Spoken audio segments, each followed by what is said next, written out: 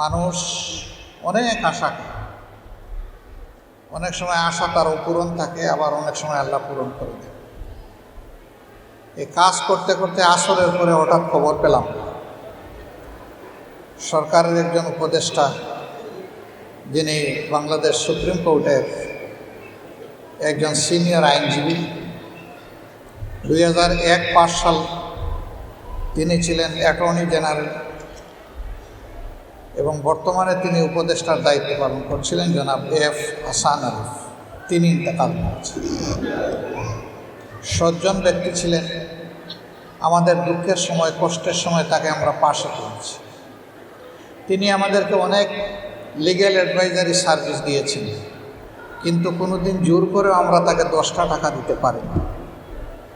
তিনি বলতেন যে আপনারা রক্ত দিয়ে যুদ্ধ করছেন, আমি আমার মেধা দিয়ে একটু শরীক হলাম।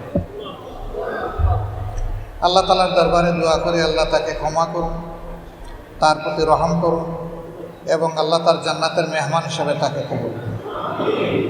তার পরিবার পরিজন, আপনজন, প্রিয়জন, সহকর্মী সবাইকে আল্লাহ সবরে জামিল আতা করুন।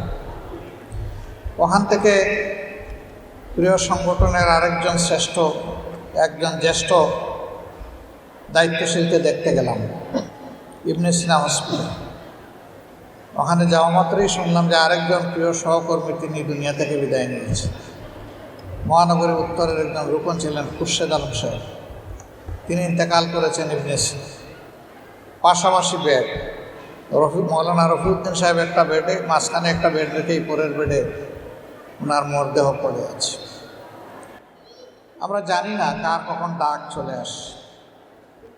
প্রত্যেকটি মানুষ বাঁচার আশা রাখে, ভালো কিছু করার জন্য, মন্দ কিছু করার জন্য কেউ বাঁচতে চায়। এমন কিছুর যে চুরি করেও সেও চায় যে আমি আর একটু সময় পাইলে দেখি ভালো হতে পারি। ডাকাতি করে সেও মনে মনে চায় যে আমি দেখি না একটু ভালো হতে পারি কিনা, আর একটু সময় আল্লাহ আমার দেয়।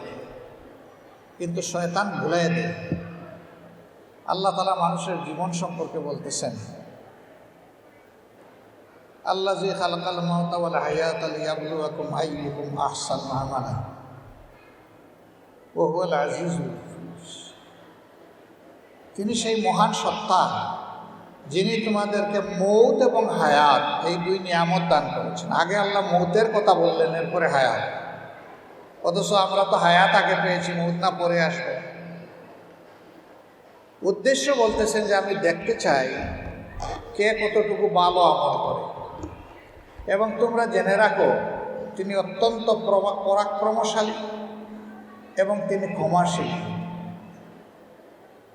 কেউ যদি আল্লাহর অবাধ্যতা করে আল্লাহ তাকে শাস্তি দানে কঠোর, আর যার উপর আল্লাহ খুশি হবেন, রাজি হবেন, তার ভালো কাজে, ভালো আচরণে, ভালো নিয়তে আল্লাহ তাকে ক্ষমা করবেন। আল্লাহ বললেন যে আমি তোমাদের কাছে ভালো কাজ চাই।